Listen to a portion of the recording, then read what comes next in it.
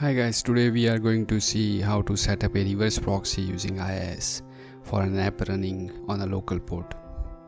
Besides IIS, we need two additional components in IIS in order to make it work.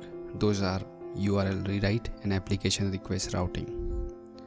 You can install these components using the web platform installer that can be launched from IIS, or you can download it from the IIS website. Launch the web application installer. Search for URL rewrite. In my case it is already installed, so I will just skip it. Then search for the application request routing and install it.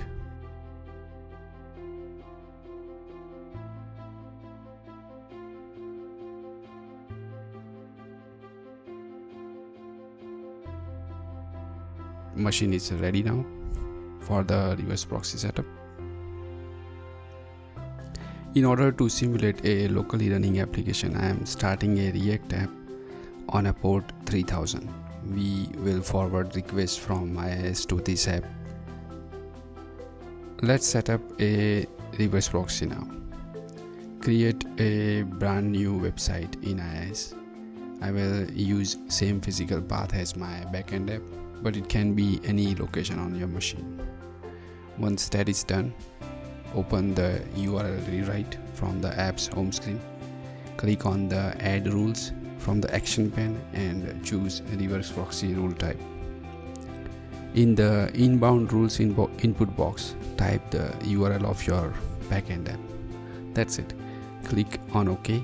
Your rule is created.